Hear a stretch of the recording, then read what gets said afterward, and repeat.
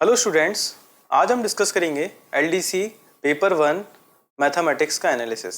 ठीक है बच्चों, टॉपिक था हमारा परसेंटेज और उसके ऊपर बेस्ड क्वेश्चंस आपके सामने। ठीक है, पहला क्वेश्चन ये था, आयत की भुजाएं नापते समय एक भुजा 5% अधिक और अन्य भुजा 4% कम नापी गई है, तो गणना किए गए क्षेत्रफल की अशुद्धि क्या होगी। तो बच्चों आप एनालिसिस करेंगे, आयत का क्षेत्रफल होता है लंबाई गुणा चौड़ाई, क्या होता है क्षेत्रफल होता है। एक को मैंने 5% क्या किया है, अधिक नापा है, दूसरे को 4% कम नापा है, और ऐसा करने पर मेरे क्षेत्रफल में कितने प्रतिशत कमी या वृद्धि होगी, ये मुझे कहीं ना कहीं क्या करनी है, एनालिसिस करना है। बच्चों ये केस हो जाएगा आपके क्रमागत का केस हो जाएगा, सक्सेसिव का केस हो जाएगा। ये मैंने परसेंटेज के अंदर सक्सेसिव में आपको बताया है। इसके कई मेथड होते हैं, बेसिक होता है, फॉर्मूला होता है, रेशियो होता है। अभी मैं फॉर्मूला मेथड से इसको डिस्कस कर देता हूं। जिनको क्रमागत के अंदर फॉर्मूला लगाना है तो फॉर्मूला वो लोग देख लें।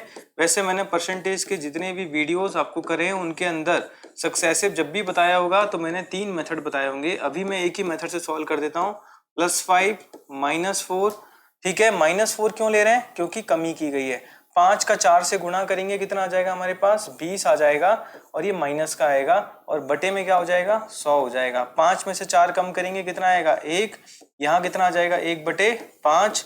1 में से 1/5 कम करेंगे तो कितना आंसर आ जाएगा, 4/1 में से 1/5 कम करेंगे बच्चों, क्या आ जाएगा मेरे पास, यहाँ पे आ जाएगा 4/5%। की क्या आया बताओ, प्लस का है माइनस का, तो क्या हो जाएगा, वृद्धि बढ़ गया है मेरा मान अधिक। तो कौन सा ऑप्शन हो जाएगा बच्चों, सी ऑप्शन मेरा आंसर हो जाएगा। ठीक है, क्लियर है, ये पहला क्वेश्चन आपके समझ में आया होगा। ठीक है, आगे बढ़ते हैं नेक्स्ट क्वेश्चन की तरफ। अगला क्वेश्चन फटाफट देखें इसको, ये आपके पेपर सेट के अंदर आया था।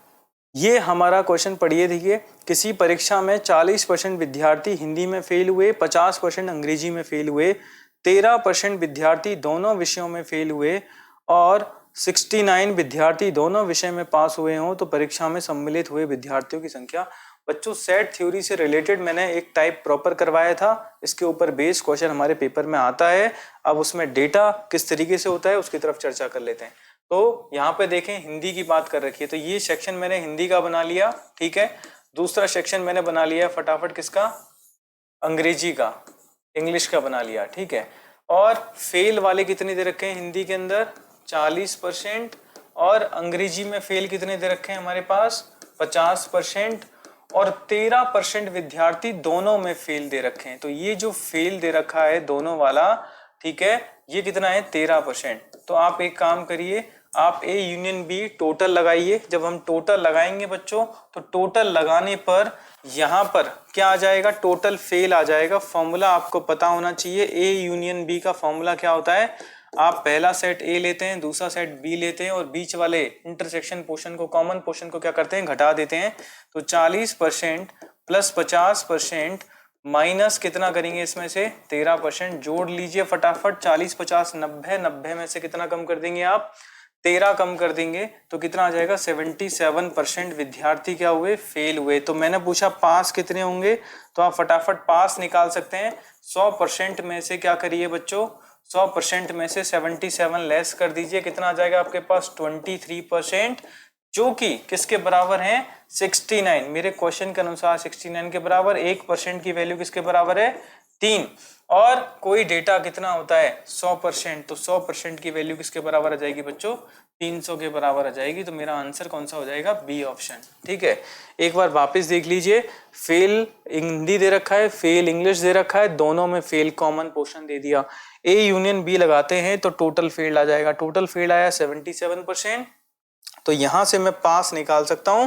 पास निकालने का मतलब 100% में से घटा दिया, कितना आया, 23% मेरे पास हुए। 23% की वैल्यू किसके बराबर है, 69। 1% की वैल्यू 3, तो 100% की वैल्यू 300। दिक्कत कहीं, चलिए आगे बढ़ जाएं। नेक्स्ट क्वेश्चन, आगे बढ़ते हैं। नेक्स्ट क्वेश्चन, यदि एक बेलन के आधार की त्रिज्या में 25% की वृद्धि की जाती है और इसकी ऊंचाई में 10% की वृद्धि की जाती है, तो उसके आयतन में कितने प्रतिशत की वृद्धि होगी। अब बच्चों देखने पे आपको ऐसा लगेगा कि ये क्वेश्चन किसका है, आपके मेंसुरेशन का है, क्षेत्रमिति का है। असल में ये प्रतिशत वृद्धि और कमी के ऊपर है। इसको हम क्रमागत वृद्धि और कमी के अंदर हमने ऐसे क्वेश्चन किए थे। अगर आप अपने नोट्स बुक चेक करेंगे, कॉपी देखेंगे तो उसमें मैंने ऐसे क्वेश्चंस करवाए। तो फटाफट देख लीजिए इस जगह से। बेलन के आधार की त्रिज्या में, अच्छा बेलन के बारे में आप जानते हैं क्या बच्चों? बेलन, ठीक है, सिलेंडर की बात कर रहा है इस जगह। तो सिलेंडर का जो आयतन होता है, आयतन की बात कर रहा हूं, तो आयतन जिसे अपन वॉल्यूम कहते हैं, ये बराबर होता है किसके? पाई आर स्क्वायर इंटू एच। अब पाई कांस्टेंट होता है बच्चों, तो अल्टीमेटली मैं बोलूंगा आर इंटू एच। अब यहां पर तीन चीजें कैसी हैं आपकी, तीन चीजें कैसी हैं जो मल्टीप्लीकेशन में है। अगर मैंने त्रिज्या 25% बढ़ाई तो ये 25% की वृद्धि, ठीक है। अगला ये दूसरा पोर्शन भी 25% की क्रमागत वृद्धि, और तीसरा 10% की वृद्धि। तो अब आपसे पूछा जा रहा है बच्चों कि अब इस जगह से क्या आने वाला है, आयतन में कितने प्रतिशत वृद्धि होगी। तो आप फटाफट देखें 25%, मतलब इसको अगर मैं रेशियो मेथड से करूं, देखो तीन अगर आपके पास चेंजेस दिए जाए, अगर फॉर्मूला लगाएंगे तो फॉर्मूला लगाने का एक ही तरीका होता है कि पहले किसी दो के साथ चेंज देखो, फिर किसके साथ देख लो, तीसरे के साथ देख लो। हालांकि इसको आप कर सकते हैं क्योंकि 25 और 25 का जो चेंजेस आप देखेंगे तो कितना आ जाएगा, 56.25 आएगा, जिसमें अपन 10% चेंज को देखेंगे तो 56 और 10 कितना हो जाएगा इस जगह से 66, और इनका गुणा करूंगा तो 66 और उसमें कितना जुड़ेगा हमारे पास 5 पॉइंट के आसपास आ जाएगा। तो 66 और 5 कितना हो जाएगा हमारे पास, अगर मोटा मोटा देखना चाहें तो 71 के आसपास का आंसर आएगा, 71.8 के आसपास। लेकिन आप अगर रेशियो मेथड से करना चाहें तो कैसे कर सकते हैं बताओ? आप बोलेंगे 25% तुम्हारी वैल्यू 1/4, इस मेथड को बता रहा हूं इस जगह ध्यान से देखना, 1/4 वृद्धि, इधर कितना 1/4 वृद्धि, इस जगह 1/10 वृद्धि। और यहां से जब इसको हल करेंगे आप तो क्या आ जाएगा, पुराना मान लिखना पहले, 4 से कितना हो गया बताओ, 5 हो गया। फिर आगे आप लिखेंगे नेक्स्ट, मैं कलर चेंज कर देता हूं, ठीक है। इसके बाद आप बोलेंगे 4 से फिर से 5 हो गया, और फिर 10 से कितना हो गया, 11 हो गया।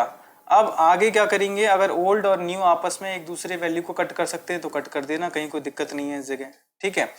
और इसके आगे कोई डेटा कैंसिल आउट नहीं हो रहा, तो 16 16 दूनी 32 आ गया, ठीक है। इधर कितना हो जाएगा, 55 हो जाएगा, क्लियर।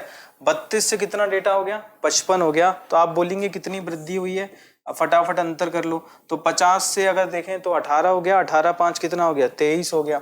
आप 23 में 32 से भाग लगाएंगे और आपके पास आपका आंसर आ जाएगा, ठीक है। तो यहां से जो आंसर आएगा आपके पास 71.8 आपका आंसर सही आंसर होगा, ठीक है। चलिए आगे बढ़ते हैं नेक्स्ट क्वेश्चन की तरफ। इसको आप पूरा कैलकुलेट कर लें, ठीक है। तो और एंड तक लेके जाना चाहें तो एंड तक लेके जा सकते हैं।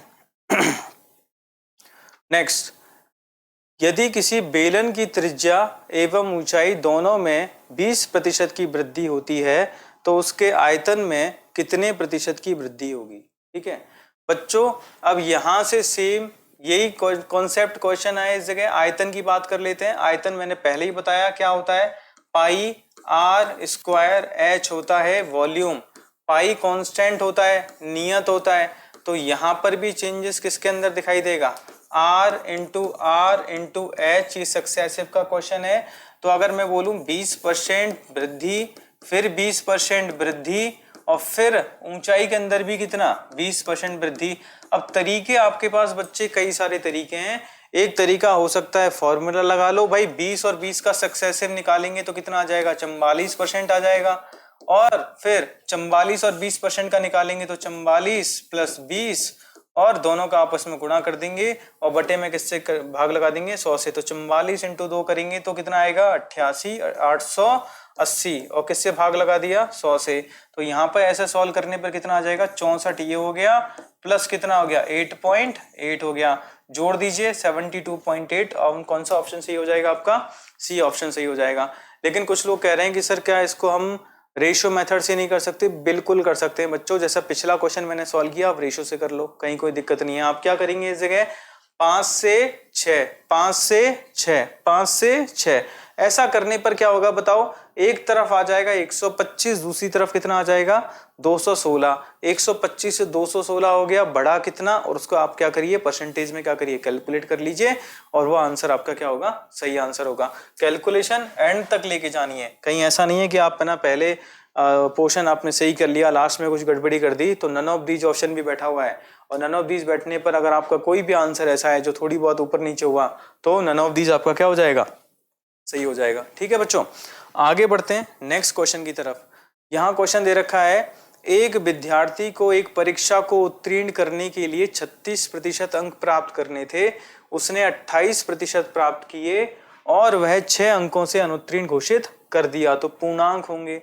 तो आप बोलेंगे उसको पास होने के लिए कितनी की जरूरत थी, 36% की, और उसने लेके कितने आया वो 28%। तो मैंने बोला भाई अगर तुम्हें पास होना है 36% नंबर चाहिए तो कितने नंबरों की आवश्यकता है, 6 नंबरों की। तो मैंने बोला 6 नंबर अगर मैं तुमको प्रोवाइड कर दूं तो तुम्हारे नंबर किसके बराबर हो जाएंगे, 36% के क्या हो जाएंगे, बराबर हो जाएंगे। और अगर तुम्हारे नंबर 36% के बराबर हो गए तो फटाफट इसको क्या करो, सॉल्व कर लो, परसेंटेज को एक तरफ ले लो, कितना आएगा 8% की वैल्यू किसके बराबर आ गई बच्चों, 6 के बराबर आ गई। अब यहां से आप फटाफट क्या कर सकते हैं, 1% निकाल सकते हैं, या आप इसको यूनिट ट्री के थ्रू भी लेके जा सकते हैं। अगर मैं इसमें बोलूंगा तो मैं 12.5 से गुणा करूंगा, लेकिन ये बात आपको कम समझ में आएगी, इसलिए प्रॉपर तरीके से देख लो। 1% की वैल्यू किसके बराबर है, 6/8 के बराबर है, तो 100% की वैल्यू किसके बराबर आ जाएगी, 6/8 गुणा क्या कर देना, 100 कर देना। यहाँ 2 से कटेगा 3 बार, 2 से कटेगा 4 बार, 4 से ये कितना 25, 25 दिया क्या हो गया 75। ठीक है, चलिए कौन सा ऑप्शन हो गया, सी ऑप्शन। बड़ा ही आसान सा क्वेश्चन था। ठीक है, चलिए आगे बढ़ते हैं नेक्स्ट क्वेश्चन की तरफ। ये रहा आपका नेक्स्ट क्वेश्चन।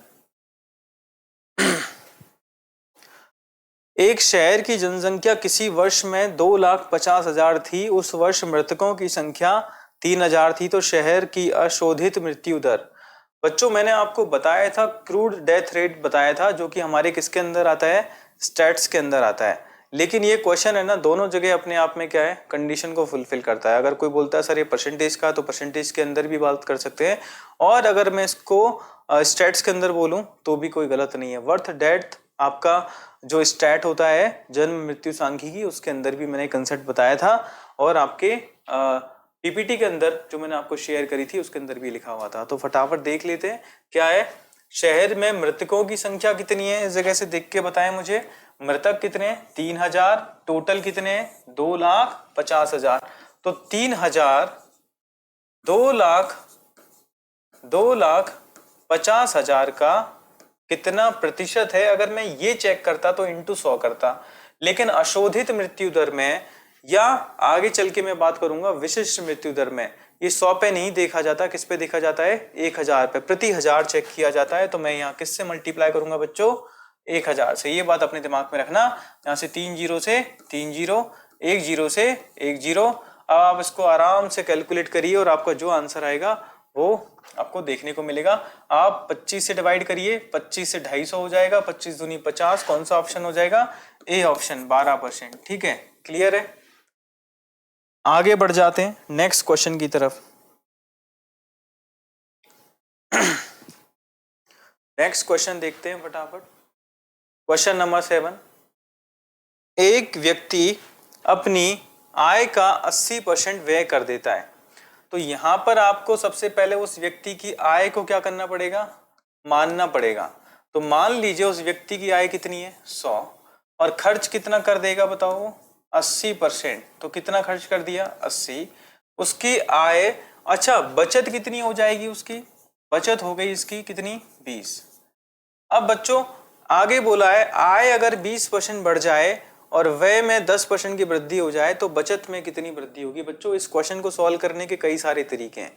मैंने आपको इस क्वेश्चन को सॉल्व करने के लिए एलिगेशन भी बताया था, मैंने आपको परसेंटेज में आपको डेटास का कंपैरिजन करके भी बताया था। तो यहाँ पर फटाफट देखें, अगर उसकी आय 20% बढ़ जाए, तो मैंने बोला आय अगर 20% बढ़ गई तो हो कितनी जाएगी बताओ। यहाँ पर दो तरीके से डेटा को सॉल्व करते हैं, एक तो हो कितनी गई और एक बढ़ी कितनी। अब आपको इसमें से जो बेस्ट लगे आप उसके साथ जाइए। ठीक है, तो पहले बता देता हूं बढ़कर के कितनी हो गई। तो बढ़कर की हो गई 120, खर्च कितना बढ़ गया 10%, तो 10% बढ़ गया तो बढ़ करके हो कितना गया, आप देखेंगे इस जगह से 8 बढ़ गया तो कितना हो गया 88 हो गया, 88 हो गया। 120 में से 88 कम करेंगे तो बताओ कितना आएगा। 120 रुपए कमाते हो, 88 क्या करते हो खर्च करते हो, तो बचाओगे कितना इस जगह से 12 तो इधर और 20 ऐसे, कितना हो गया 32। आप बोलेंगे 20 से कितना हो गई 32 होगी, तो बढ़ी कितनी 16 नहीं, बढ़ी कितनी इस जगह से आपकी 12, कितने से 20 से, और इसको कैलकुलेट करेंगे आपके पास आपका आंसर आ जाएगा कितना 60%। क्लियर है। अब है ना एक तरीका तो ये होता है कि नई आपकी जो इनकम है वो क्या हो गई, नया आपका एक्सपेंडिचर क्या हो गया, नया खर्च क्या हो गया। लेकिन दूसरा तरीका ये होता है बच्चों कि हम सिर्फ किस पे काम करें कि हम ये देखें कि बढ़ा कितना, उससे भी आप आंसर निकाल सकते हैं। तो मैं फटाफट इसकी तरफ चर्चा कर लेता हूं ऑल्टरनेट मेथड। ठीक है, तो 100 का 20%, 20 रुपए आपकी पॉकेट में ज्यादा आने लगे, उनमें से 8 रुपए ज्यादा खर्च होने लग गए। अगर 20 ज्यादा आने लगे, 8 ज्यादा खर्च होने लगे, तो 12 ज्यादा जुड़ने लगे। ठीक है, तो 12 रुपए अब आपकी बचत बढ़ गई कितने से 12, 20। आप हल करेंगे इस जगह 4 से काटेंगे तो ये 3, ये 5, 3/5 का मतलब 60% होता है। नहीं पता तो इंटू क्या कर लेना 100, तब भी आंसर क्या आएगा 60%। तो बच्चों ये मेरा कौन सा ऑप्शन हो जाएगा, डी ऑप्शन हो जाएगा। आगे बढ़ते हैं नेक्स्ट क्वेश्चन की तरफ। एक तार को 2 टुकड़ों में काटा जाता है, बड़ा टुकड़ा तार की लंबाई का 60% है। तो एक तार को, ये तार हो गया, ठीक है, इसको मैंने 2 टुकड़ों में काट दिया। तो एक टुकड़ा ये मान लीजिए, दूसरा टुकड़ा ये मान लीजिए। अगर मैंने बोला ये ए है और ये मेरा क्या है बी है, तो ये मेरा क्या हो जाएगा सी। अब इसने बोला है कि बड़ा टुकड़ा तार की लंबाई का 60% है। तो मैंने मान लिया तार अगर 100 मीटर का है, तार अगर कितने मीटर का है बच्चों 100 मीटर का है, तो बड़ा टुकड़ा कितना हो जाएगा 60। तो मैंने माना ये बड़ा है 60, तो ये कितना हो जाएगा 40 हो जाएगा। ये बात सही है। अब इसने कह रहा है बड़ा टुकड़ा छोटे टुकड़े से कितना प्रतिशत लंबा है। तो बड़ा टुकड़ा 60 है, छोटा टुकड़ा 40 है, कितना ज्यादा है, कितना ज्यादा है इससे 20 ज्यादा है, कितने से 40 से। तो 20 40 से कितना ज्यादा होता है, फटाफट परसेंटेज में चेक करेंगे कितना आएगा 1/2, जिसका मतलब हो जाएगा बी ऑप्शन 50%। आपका आंसर सही होगा। ठीक है, चलिए बिल्कुल आसान क्वेश्चन था, इसमें कहीं समय नहीं लगना है। आगे बढ़ते हैं next question, question number 9th, question number 9th की तरफ आते हैं हम लोग। एक व्यक्ति के वेतन में एक व्यक्ति के मूल वेतन में 20% की वृद्धि कर दी गई, लेकिन वेतन वृद्धि के बाद भी उसे वेतन की उतनी ही राशि प्राप्त होती है, तो उसे अपने वेतन की कितने प्रतिशत राशि प्राप्त नहीं हुई। बच्चों बड़ा ही सिंपल सा क्वेश्चन है, या आपको लैंग्वेज में घुमा रहा है। ठीक है, ऐसे क्वेश्चन आपने अपने शीट के अंदर भी सॉल्व किए हैं, लेकिन बस एक लैंग्वेज में आपको गुमराह कर दिया गया है। कैसे समझते हैं। एक व्यक्ति के वेतन, मूल वेतन में बात करते हैं, तो उसका वेतन कुछ मान लेते हैं, चलो ऐसे समझ लेते हैं। तो मान लीजिए उसका वेतन कितना था 100। अब है ना ये जो वेतन है सैलरी है, मैं एक काम करता हूं इसको ओल्ड और न्यू करके लिख देता हूं। एक पहले अगर उसकी सैलरी कितनी थी, अगर 100 रुपए थी, तो अब कितनी हो गई बताओ, कितनी बढ़ गई बताओ 20%, कितनी हो गई 120। लेकिन व्यक्ति का कहना है कि मुझे तो अभी भी कितने मिल रहे हैं, पहले के बराबर ही मिल रहे हैं। तो आप सोच के देखिए 120 उसकी सैलरी हो गई है और मिल रहे हैं उसको कितना 100, तो कितने की कमी हो रही है उसकी में, कितने कट करके आ रही है। आप बोलेंगे सर 120 मिलनी थी, मिल रही है 100, 20 रुपए की क्या हो गई उसके अंदर कटौती हो गई, 20 रुपए उसकी राशि उसको नहीं मिल पा रही है। इसका मतलब कटौती कितनी हुई 20 की, और कितने से हुई 120 से। तो इसको हल कर लीजिए, आपका आंसर आपके पास आ जाएगा 1/6। 1/6 का मतलब होता है बच्चों 16.66% या 50/3 भी कह सकते हैं। हमारा कौन सा ऑप्शन हो जाएगा, सी ऑप्शन सही आंसर हो जाएगा। ठीक है, चलिए आगे बढ़ते हैं, नेक्स्ट क्वेश्चन की तरफ आते हैं। नेक्स्ट क्वेश्चन कह रहा है, क्वेश्चन नंबर 10, किसी वस्तु के भाव में 20% वृद्धि होने पर उस वस्तु की खपत कितने प्रतिशत कम की जाए कि खर्च ना बढ़े। अब यहां से देखिए आप बच्चों, एक वस्तु के भाव में 20% वृद्धि हो गई है तो खपत कितने प्रतिशत कम की जाए। अब इस क्वेश्चन को करने के बच्चों मैंने तमाम तरीके बताए थे, तो मैं एक बार वापस समझा रहा हूं इस जगह। तो कीमत कितनी बढ़ गई, 20%, तो ये मेरी पहले वाली कीमत हो गई, और इसके बाद मैं लिखूंगा बाद वाली कीमत, ये ओल्ड हो गई, ये न्यू हो गई। समझो कैसे समझ सकते हैं। 20% वृद्धि होने पे, तो मान लो पहले कितना था 100, अब हो कितना गया 120। समझ पा रहे हो उस चीज को।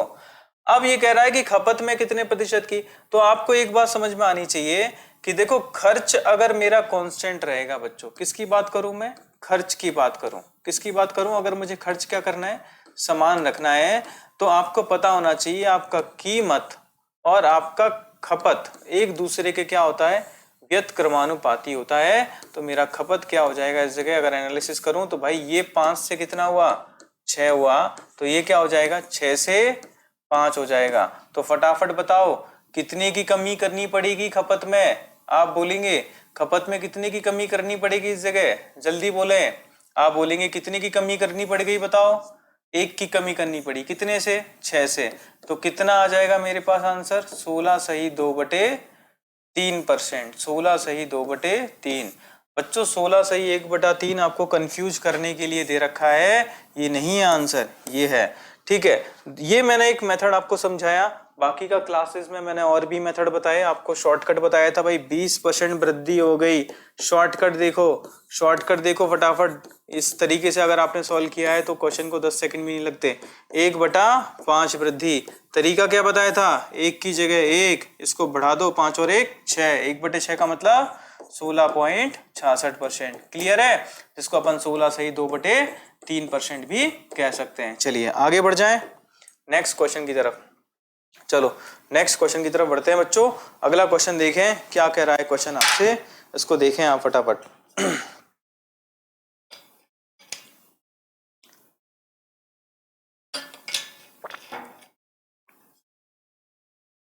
जब किसी वस्तु की कीमत 20% कम कर दी गई और इसकी बिक्री X% क्या हो गई, बढ़ गई, तो आय की प्राप्ति में 60% की वृद्धि होती है, तो X का मान।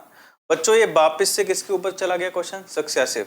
तो देखो मेरा मानना है जितने भी स्टूडेंट्स हैं जो LDC CET इस पेपर के लिए प्रिपेयर कर रहे हैं, अपकमिंग जितने भी एग्जाम्स हैं, सक्सेसिव जो केस है परसेंटेज के अंदर इसको पढ़ के जाएं, ये काफी इंपॉर्टेंट रहने वाला है आप लोगों के लिए। ठीक है, तो फटाफट देख ले, हम सब लोग जानते हैं कैसे सक्सेसिव है, कि आपको पता है प्राइस इनटू, अब ये बिक्री वर्ड बोला है उसने, तो सेल कितना हुआ, कंजम्पशन कितना हुआ, बराबर क्या होगा, उस दुकानदार के लिए किसकी बात करेंगे, रेवेन्यू की बात करेंगे, इनकम की बात करेंगे, यस और नो,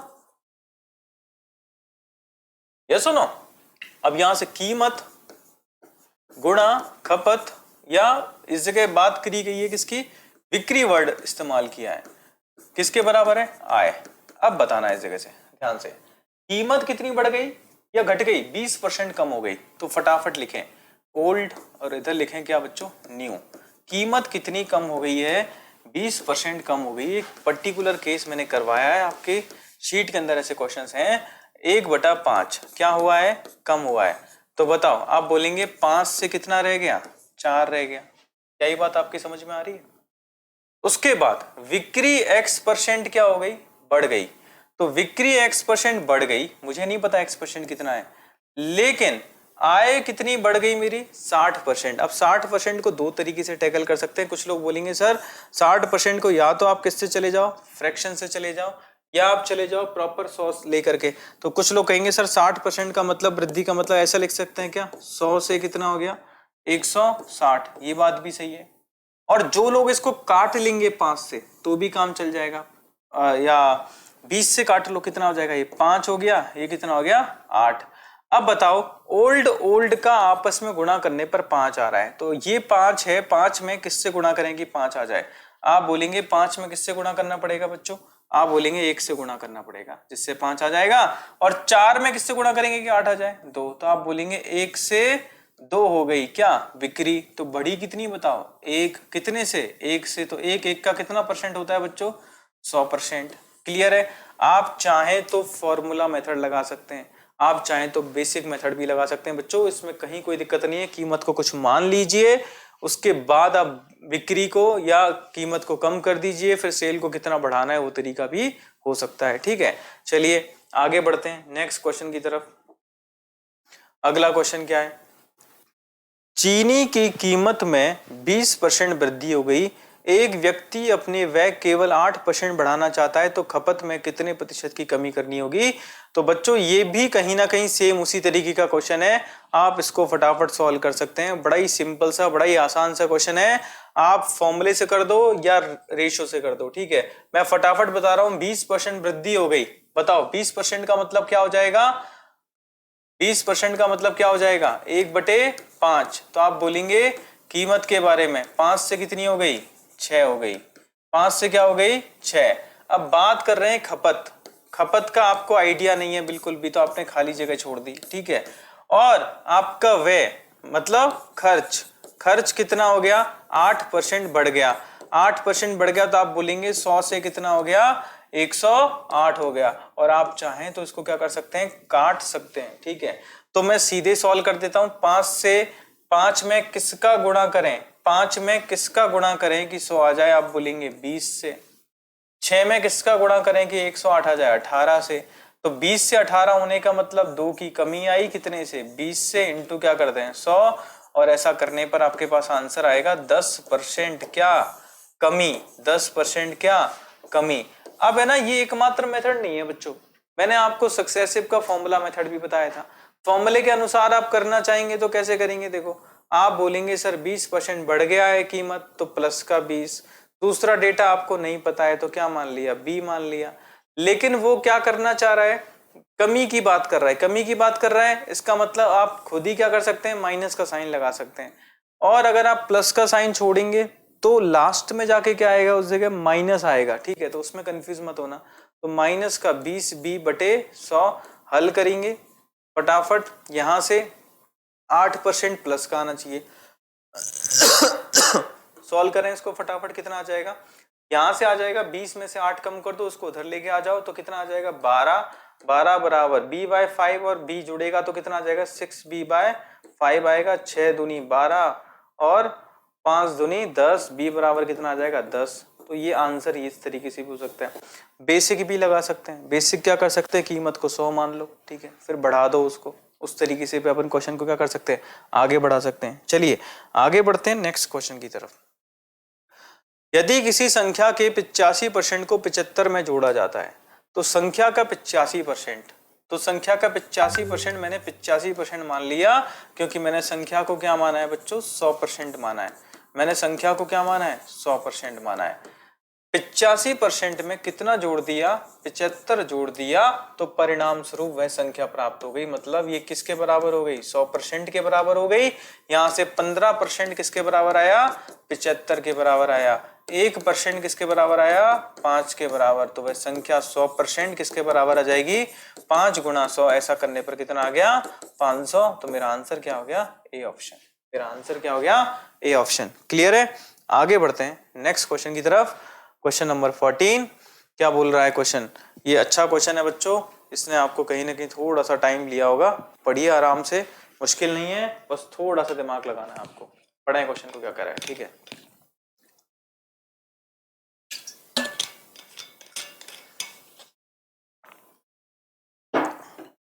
दो छात्र ए और बी एक परीक्षा में शामिल हुए।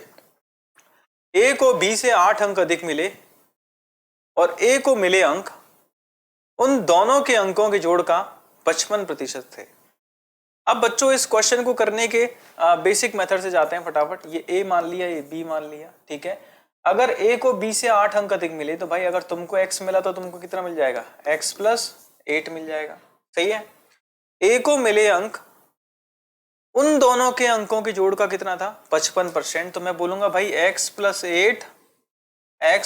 8 तुम किसका, दोनों के अंकों का योग का, दोनों के अंक योग कितना हो गया, 2x + 8 का कितना प्रतिशत हो, 55%, 55/100। ये किसके अंक है, ए के अंक, उन दोनों के अंकों के योग का, उन दोनों के अंकों का योग 2x + 8 का कितना प्रतिशत है, 55% है। ये बात क्लियर। अब इसके बाद आप आराम से क्वेश्चन को सॉल्व कर सकते हैं। ये 5 से काटा कितनी बार 11, 5 से काटा कितनी बार 20, 20 का गुणा करो 20x प्लस कितना हो जाएगा 160। सही है। आगे ये हो जाएगा 11 दूनी 22x प्लस कितना हो गया 88। अब यहां से 2x किसके बराबर आएगा, इसमें से इसको घटा दो कितना आ जाएगा 72 आ जाएगा, और x बराबर कितना आ गया 36 आ गया। तो x 36 आ गया।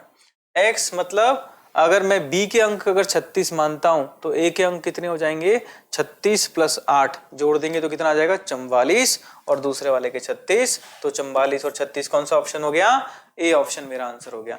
तो ऐसा नहीं कि बहुत मुश्किल है, लेकिन एक छोटा सा काम आपसे करवाया गया है। ठीक है, चलिए आगे बढ़ते हैं नेक्स्ट क्वेश्चन नंबर 15 की तरफ।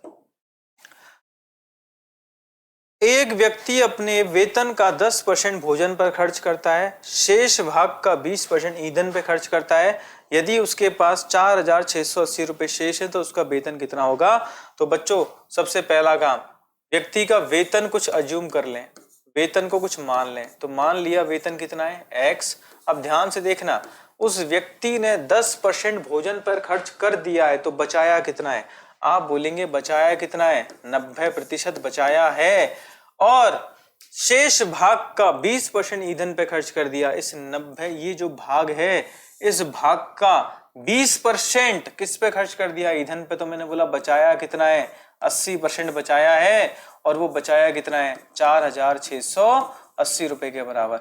अब इसके आगे का जो काम है वो ऐसा है कि जिसको आप कैलकुलेशन को जितना आगे बढ़ाएंगे उतना एंड तक आप चले जाएंगे। तो कैसे जाएंगे देखो बच्चों, ये हो जाएगा x इंटू कितना हो जाएगा 9/10 हो जाएगा। इसको आप 20 से काट लो कितना हो जाएगा 4/5 हो जाएगा।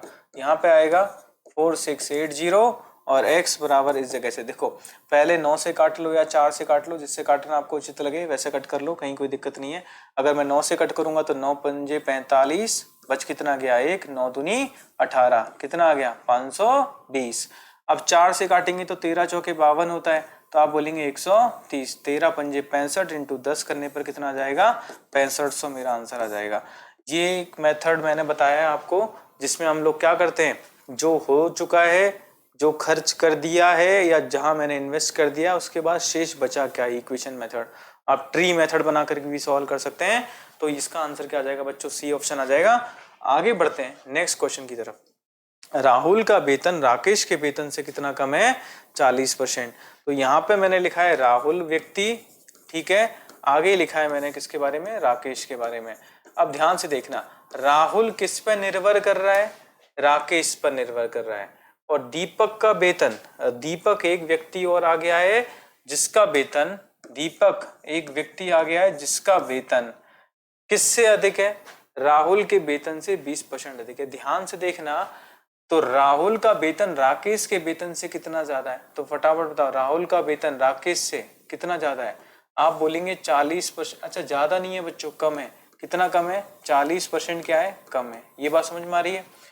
दूसरी बात इस जगह से देखें क्या दिया है, दीपक का वेतन राहुल के वेतन से 80% अधिक है। तो इसको आप बड़ी इजीली तरीके से कर सकते हैं। ये इससे दीपक का वेतन किससे, राहुल के वेतन से 80% अधिक है। ये ऐसे कर लो, सही है। तो राकेश का वेतन पता होगा तो राहुल का पता चल जाएगा, राहुल का पता होगा तो दीपक का पता चल जाएगा। फिर रेशियो से इस क्वेश्चन को क्या कर सकते हैं, सॉल्व कर सकते हैं, या हम लोग क्या कर सकते हैं, इक्वेशन बना करके भी क्वेश्चन को हल कर सकते हैं। कैसे कर सकते हैं, इक्वेशन बना करके करना चाहें तो भी कहीं कोई दिक्कत नहीं है। तो मैं दोनों केसेस आपके सामने बता दूंगा। अगर आप राकेश का वेतन निकालना चाह रहे हैं, इक्वेशन से कैसे करेंगे, देखो यहाँ राकेश का वेतन कुछ मान लिया x, राकेश का वेतन क्या मान लिया x, और राहुल का वेतन 40% कम है तो कितना हो गया 60% रह गया, सही है। और दीपक का वेतन इस राहुल के वेतन से 80% ज्यादा है, मतलब 180/100।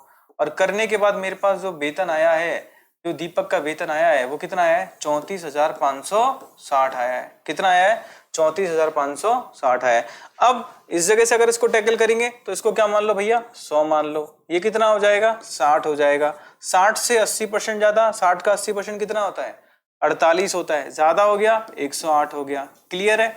अब यहां से आप इसको एनालिसिस करेंगे कि दीपक तुम्हारा वेतन, आप इसको काटना चाहें तो काट लो, नहीं काटोगे तो भी आंसर आएगा, ऐसे दिक्कत वाली बात नहीं है। काटेंगे तो किससे काट सकते हैं, 4 से कटता हुआ मेरे को दिखाई दे रहा है इस जगह से।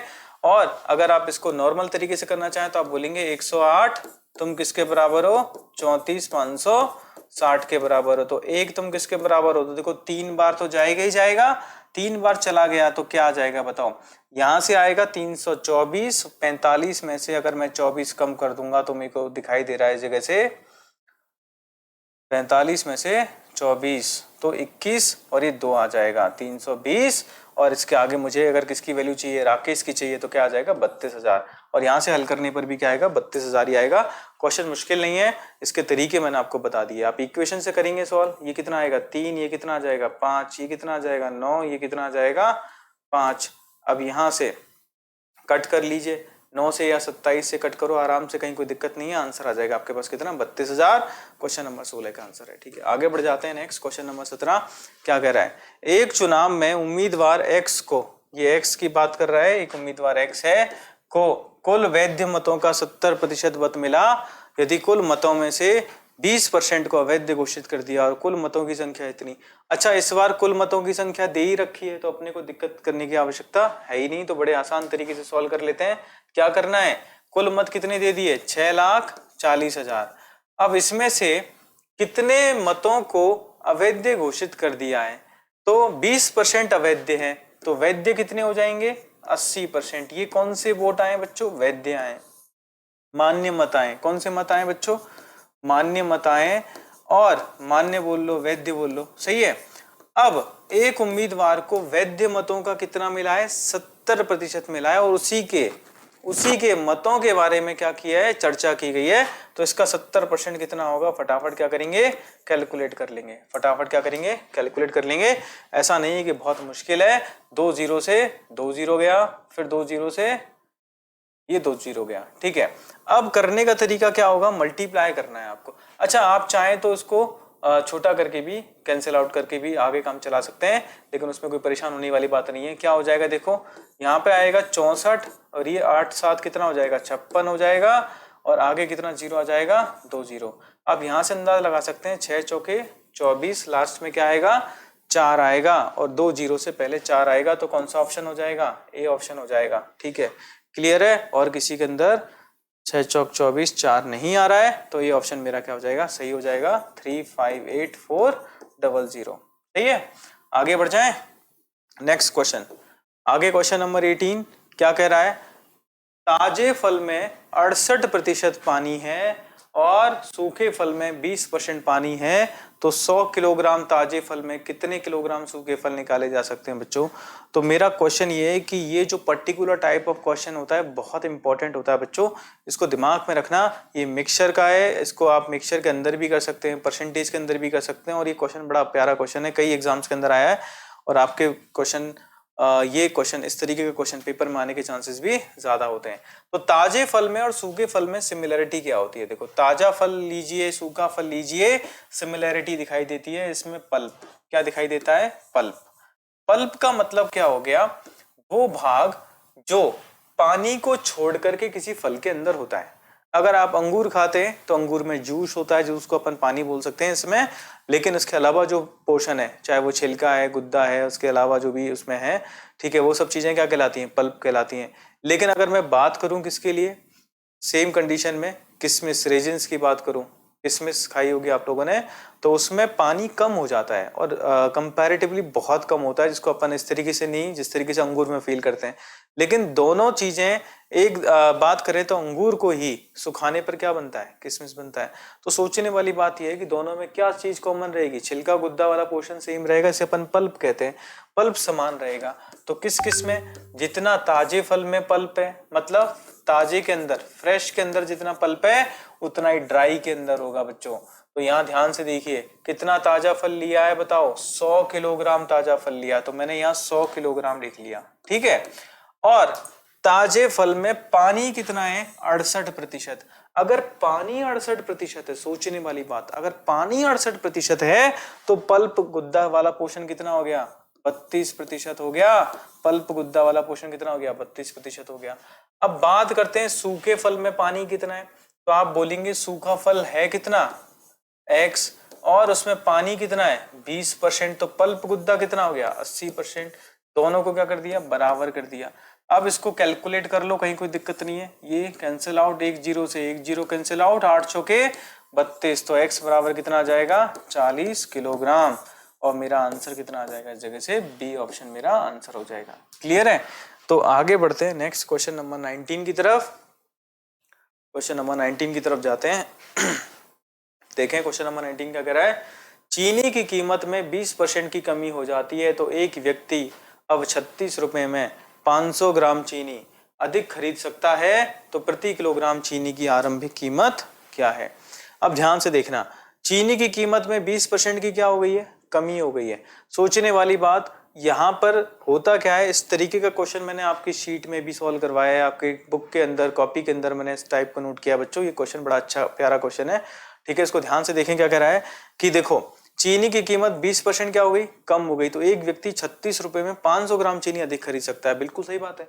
अब देखो क्यों कीमत कम हो जाती है, आप पैसा उतना ही खर्च कर रहे हैं तो आपको मात्रा क्या मिलना शुरू हो जाएगी, ज्यादा मिलना शुरू हो जाएगी, ठीक है।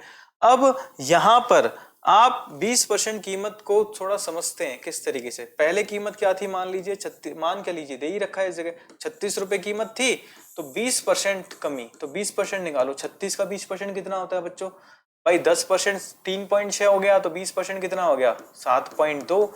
तो इस 7.2 रुपए की वजह से आपको आधा किलोग्राम, 500 ग्राम का दूसरा मतलब होता है आधा किलोग्राम। अगर आपको आधा किलोग्राम चीनी ज्यादा मिल रही तो 7.2 रुपए की वजह से, तो 1 किलोग्राम किसकी वजह से मिलेगी, आप बोलेंगे 14.4 रुपए की वजह से मिलेंगे, यस और नो।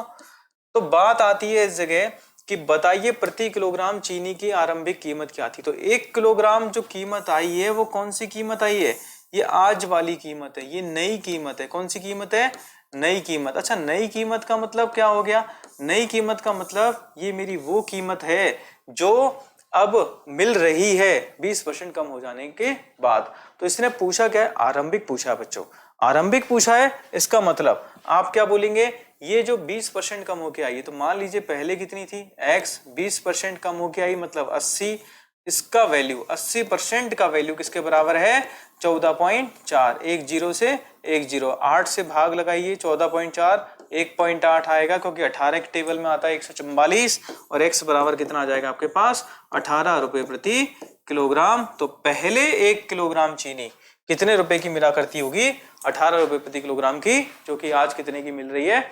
14.4 रुपए प्रति किलोग्राम की मिल रही है, ठीक है बच्चों। इसका एक ही मेथड नहीं बताया मैंने, रेशियो मेथड भी आपको समझाया था, लेकिन अभी फिलहाल हम एक ही मेथड के थ्रू जाएंगे, ठीक है। और बाकी का आप एनालिसिस करना सेल्फ, ठीक है। और ये आपका आखिरी क्वेश्चन है, एक चुनाव में 8% मतदाताओं ने मत नहीं डाले, इस चुनाव में केवल 2 उम्मीदवार थे, ठीक है। विजेता को कुल वोट का 48% मत प्राप्त हुआ, उसने 1100 मतों से विजय प्राप्त की, तो चुनाव में कुल कितने मतदाता थे, ठीक है। देखो बच्चों यहाँ पर एक सेंटेंस बोला गया है कि विजेता को किसका, कुल वोट का। कुल वोट का मतलब क्या हो गया, कुल वोट का मतलब हो गया वो वोट जो वोटर लिस्ट में सबसे पहले नाम लिखे जाते हैं।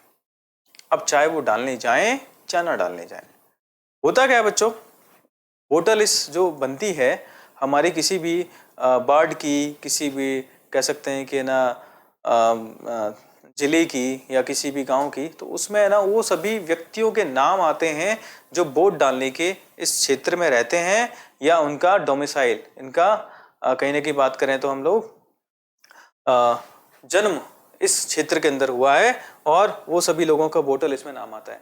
लेकिन जरूरी नहीं वो सारे के सारे वोट डालने जाएं।